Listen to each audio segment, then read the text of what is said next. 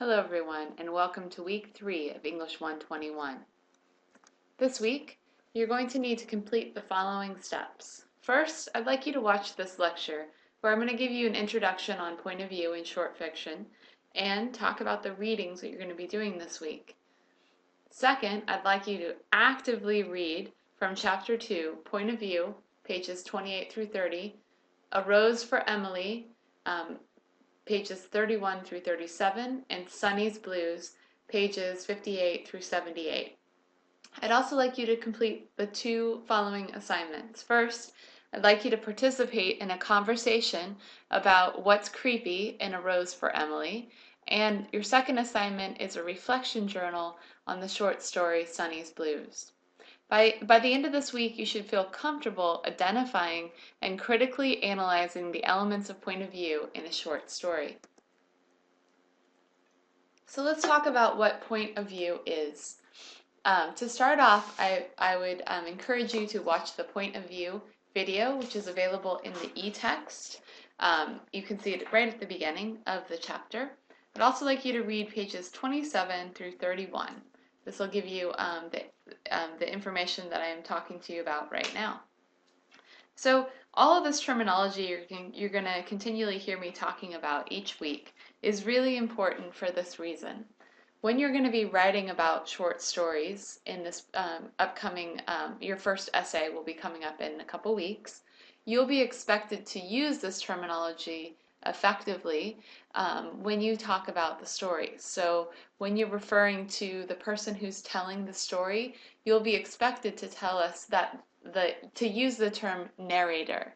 And also when it comes to if we're talking about the main character in a story, you'll be talking about the protagonist, right? So you want to start getting comfortable using this terminology in our conversations and in your reflection journal when I can give you feedback and help you improve using it. So this week we're going to be thinking about the term narrator, who is the person who's telling the story.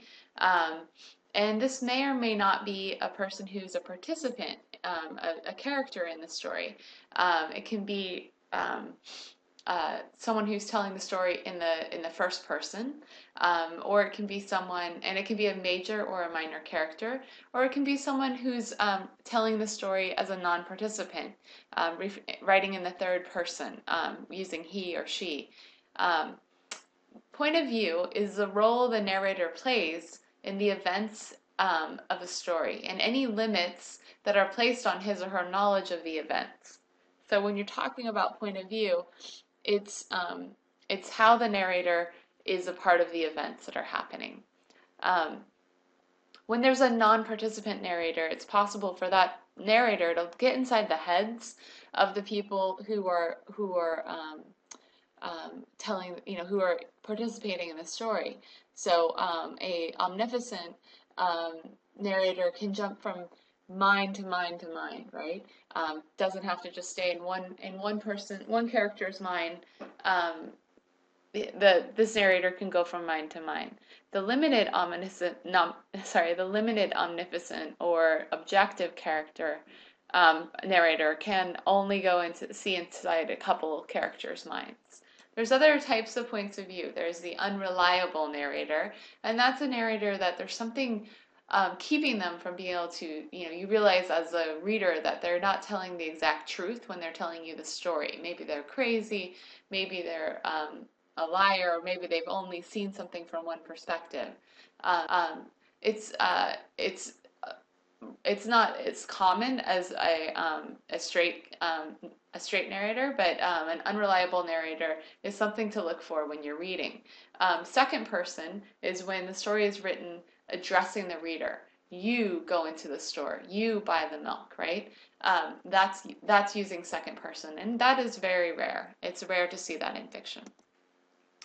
So stream of consciousness is it aims to record the thoughts as they naturally pass through the mind. So it's telling someone's thoughts as they're sitting there looking out their window at the blue sky. What am I going to eat for lunch? Or I have so many regrets about not taking care of my mother, right? All of these things going from one to the other to the other. There was a really famous writer named Virginia Woolf, who you see pictured on this slide, and she compared life to a luminous halo, a semi-transparent envelope that surrounds us from the beginning of consciousness to the end. And she believed in writing the stream of consciousness to show that the flow between the halos of people, to show that continuous flow of thought patterns. Um, another Another way that we get more information about the inside of a character is through interior monologue. So where stream of consciousness is chaos, it's idea to idea to idea. Interior monologue is not random. It's a structured arrangement that gives an extended presentation of a character's thoughts. When you think about point of view, you want to consider who is telling the story. You want to ask why the narrator is telling the story. And you want to think about whether or not anything important is being left out of the story. This is a checklist I'd like you to refer to when you're thinking about writing about point of view. So when you're using this terminology to write about analyzing the point of view in these short stories. Think about, how is the story narrated? Is it told in the first person or third person? If the story is told in the third person, is the point of view omnipotent, or does it confine itself to what is perceived by a particular character? What is gained by this choice? If the story is told by a person narrator, what is the speaker's main reason for telling the story? What does the narrator have to gain by making us believe his or her account? Does the first-person narrator fully understand his or her own motivations? Is there some important aspect of the narrator's character or situation that is being overlooked? Is there anything particular about the first-person narrator? Does this peculiarity create any suspicions about the narrator's accuracy or reliability? What does the narrator's perspective add? Would the story seem as memorable if related from another narrative's angle? All right, so now that you have the terminology and the process for analyzing point of view, I'd like you to use it as you actively read the first short story, A Rose for Emily. Now this is found on pages 31 through 37, and before you read, just like before, I'd like you to think about the story before you even begin reading.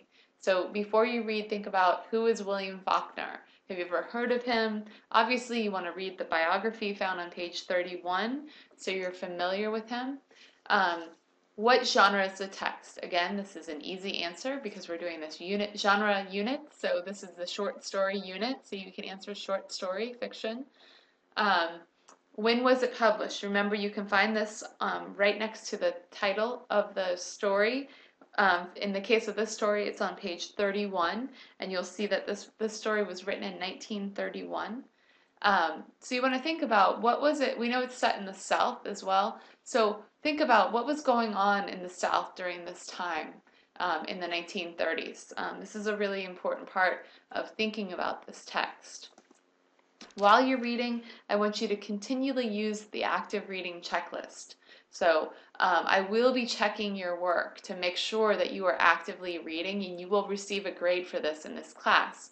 It's so important that you are actively reading these texts so that you can actually write about them. It's not just you're reading them and remembering everything you read. You're reading them in order to analyze them, in order to further understand them deeper than just the surface. So while you read, you want to look up any words that you don't know and write in the meanings. You want to mark words or passages that make you think about things you've already read or personal experiences that you've had in your life. You want to mark passages that you agree with or you disagree with and state why you agree or disagree with that passage. Mark difficult passages so that you can come back to them. Mark passages you like and note why you like the passages.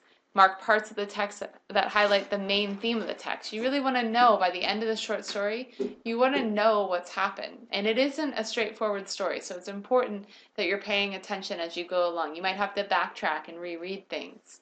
By the end, you should be able to summarize what's happened.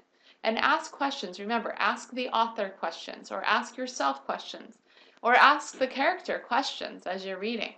Finally, identify any literary elements you find. Is there a particular image that strikes you that you feel is important? Underline it as you're reading. After you read, I'd like you to go through and think about the checklist that I just went over in regards to thinking about point of view when you're actively reading a story. After you've done this, then it's time to participate in our conversation about what's creepy in A Rose for Emily. In your conversation this week, you will be answering all of the first 3 questions, and then you're going to choose 2 of the final questions. Again, this will be due on Friday by 11:59 p.m. Your initial post, just your first post, is due at that time. Then after that, you need to respond to at least 3 of your peers' posts by the following Monday at 11:59 p.m. So you want to think about when you're reading A Rose for Emily, you want to think about the narrator. Who is telling the story in A Rose for Emily? And in this story, it is not Emily, I can tell you that. How does this narrator contribute to the story's overall meaning? So it's important that you think about how the narrator's telling of the story crafts how the story is constructed. Use evidence from the text to support what you're saying when you answer all of these questions. Then I'd like you to choose 2 of the following questions. What order, you just choose 2 of these. What order is the text being told in? Defend your answer with evidence from the text. Or write a short statement from the point of view of Homer Barron or Emily. How would the story be different if he or she were telling the story? Or think this story is a classic Gothic story. Look up the term Gothic fiction, and it's located in the glossary in the back of your the glossary of literary terms, which is found in the back of your book. Look it up and see how A Rose for Emily is Gothic. Gives examples from the text that show that it's a Gothic text. Finally, your last option is to watch the clip that I provided from Psycho, that URL right there. Make a connection between the creepiness Faulkner creates in his story and the creepiness Alfred Hitchcock creates in Psycho. How are these stories similar and how are they dissimilar? All right, after you've completed actively reading A Rose for Emily, I'd like you to actively read Sunny's Blues.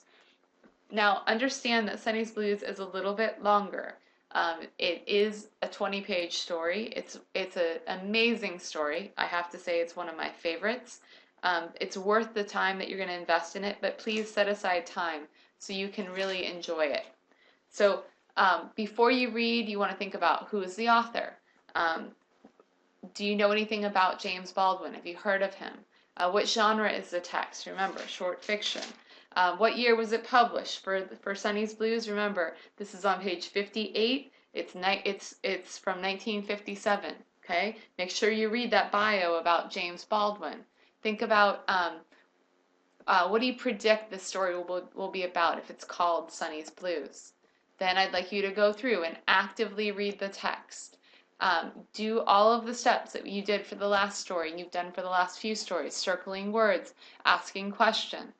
Finally, after you read, I'd like you to watch the animated lesson on Sunny's Blues found at the end of the short story in the e-text. If you click on the little watch video icon, then it'll pop up. And I'd like you to consider the reflection questions you find on the next slide. So, from whose point of view, when you post your, after you've actively read the story, I want you to respond in your reflection journal for this week, answering the following questions. Please make sure you use evidence from the text to support what you say. That means use quotations from the short story to support what you're saying. And you could just put the page number afterwards. From whose point of view is Sunny Blues told? How do the narrator's values and experiences affect his view of the story? What is the older brother's profession? Does it suggest anything about his personality? How would the story change if it were told by Sunny? What event prompts the narrator to write to his brother? What does the narrator's mother ask him to do for Sunny? Does the older brother keep his promise? The major characters in the story are called Mama, Daddy, and Sunny.